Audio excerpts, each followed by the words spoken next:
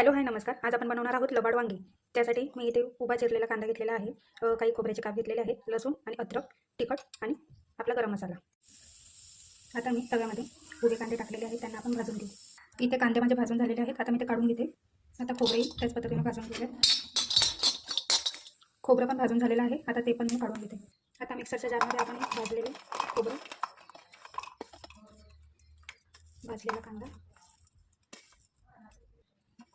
अद्रक आणि लसूणच्या पाकळ्या, त्यासोबत मी 1.5 चमचे तिखट टाकते आणि अर्धी चमची गरम मसाला.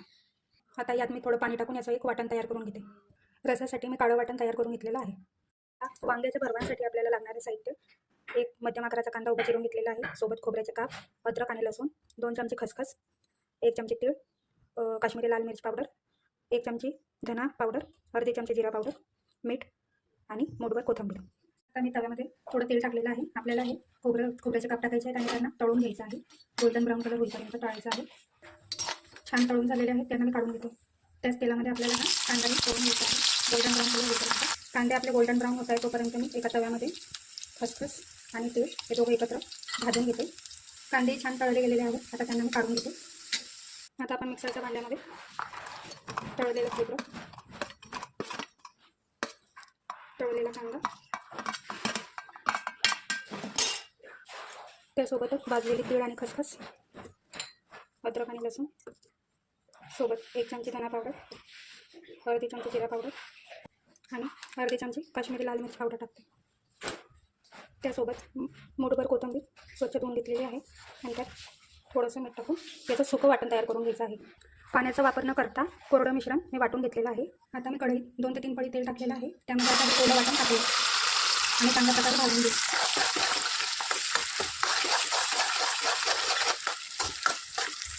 मंद आचेवर आपल्याला मसाला छान भाजून घ्यायचा आहे. मसाला भाजून होतोय तोपर्यंत आपण पारीची तयारी करू. त्यासाठी मी एका ताटामध्ये बेसन पीठ घेत आहे. साधारण 1 चपातीचा गोळा व्हावा इतकं पीठ घ्यायचं आहे. त्यामध्ये मी थोडीशी हळद टाकते, थोडंसं मीठ. आता त्यामध्ये मी बारीक चिरलेली कोथिंबीर टाकते. आता यामध्ये मी पाणी टाकून एक घट्टसर गोळा तयार करून घेते. घट्ट असा मी एक गोळा तयार करून घेतलेला आहे. मसाला छान भाजला गेलेला आहे. आता मी त्यामध्ये 2 ते 2.5 ग्लास पाणी, गरम पाणी टाकते.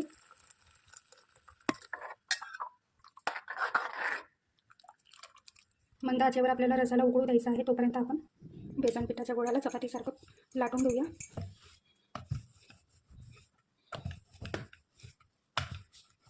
जेवढी त्याची पारी बारीक करता येईल तेवढी आपल्याला करायची आहे.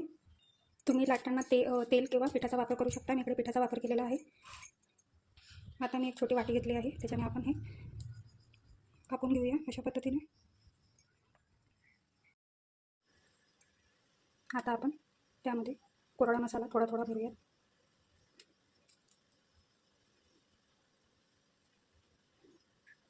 मोदकचा जसा आकार देतो तसा आपल्याला करायचा आहे, हलक्या हाताने.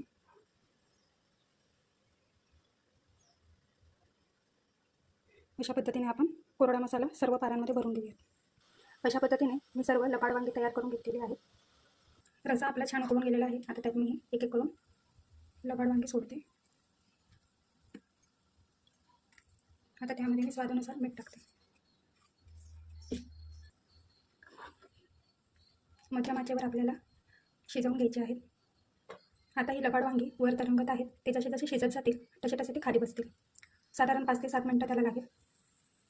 मिनटं होऊन गेलेले आहे.